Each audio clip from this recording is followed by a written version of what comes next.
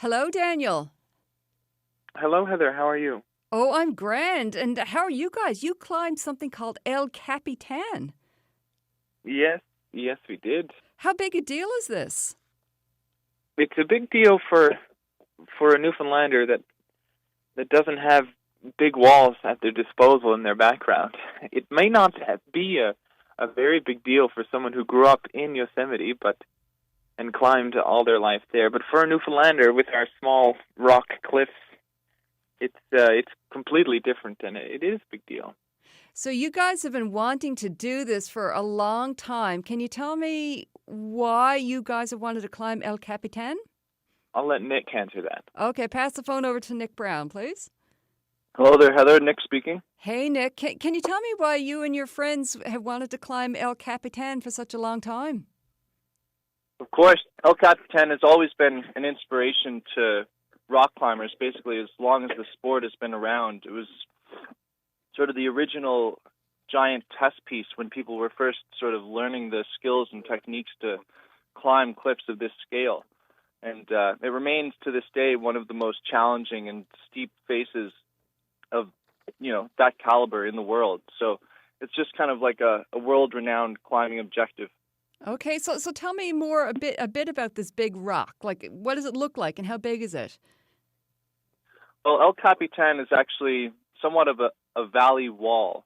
It's not so much a mountain that protrudes upwards, but it's a steep precipice that drops down to the floor of Yosemite Valley. It's 3,000 feet high, which is one of the largest granite cliff faces in North America that you can find outside of, Baffin Island or the High Rockies. And it's all completely white granite. It's beautiful, and it's very, very steep. The first one-third or so of the rock is at a slightly positive angle, which means that it's a little bit off vertical. And then as you climb higher, it goes to vertical and then slightly overhanging towards the top. And just because of the clean-cut nature of this rock, it's very, very difficult to climb.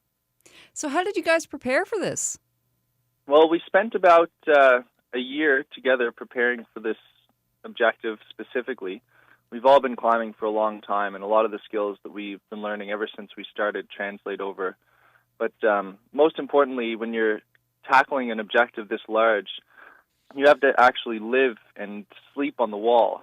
And that brings a whole bunch of new challenges that we hadn't faced before. So we had to learn all sorts of different rope systems, like pulley systems, to bring equipment up the wall with us. And we had to learn different techniques for scaling sections of rock that were too difficult for us to get by using just our own physical strength.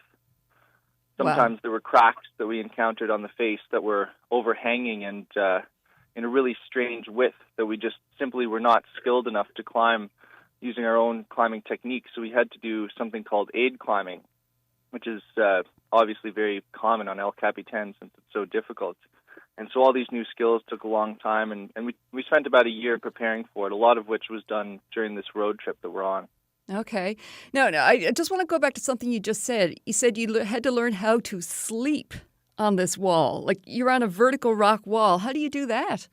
Well, luckily that problem was solved many generations ago by climbers who were first attempting these sorts of missions. And now there's modern equipment and stuff that is designed specifically for climbers who do these kinds of outings. We brought something along with us that's called a portaledge, which is essentially a tent that has a special frame which allows it to sit perpendicular to a vertical wall, and it sleeps two people. And other than that, we were able to sleep on some of the ledges that are on the cliff naturally. I can't imagine relaxing enough to sleep in a situation like that. Yeah, it definitely takes a little while. It helps that we were exerting ourselves constantly for 14 hours every day. So we were pretty ready to pass out by the time we were setting up the beds. And one of the ledges that we slept on, called El Cap Spire, is actually quite large, very spacious. You couldn't even see the edges while you were sleeping, and it's a really nice spot to lay down and go to sleep. Okay, relatively speaking, I suppose. Of course. It took you 4 days, you said, to do this, many, many hours each day. Can you describe what it was like to finally reach the top of it? Well, if it's all right with you, I wouldn't mind handing that over to Dave, since he was the first one of the three of us to reach the top. Oh, absolutely. Please hand it over to him. David Here he Bruno, that's who I'm talking with now, right? Yeah. Congratulations. And so you were the first of the three of you to get right up to the top of El Capitan. Yeah, that's right. So how climbing works with a party of three is you'll have one leader, and then one person will be removing equipment from the previous section, and then another person will be hauling gear up the route because we need lots of supplies. So I was the first to tag the top because I was the leader on that particular section. Okay. So what's that like? Walk me through it.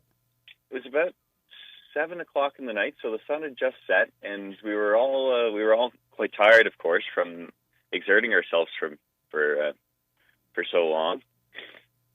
The last part was quite easy, actually. So it was kind of just almost a race to the top at that point because we were so excited to get up there, and it's a little bit anticlimactic, actually, because there's no high fives all around or anything. It's just it was just me up there, and it was just me up there for about half an hour, actually, because there was so much baggage handling to be done by Nick and Dan that I didn't see them for another half hour or so.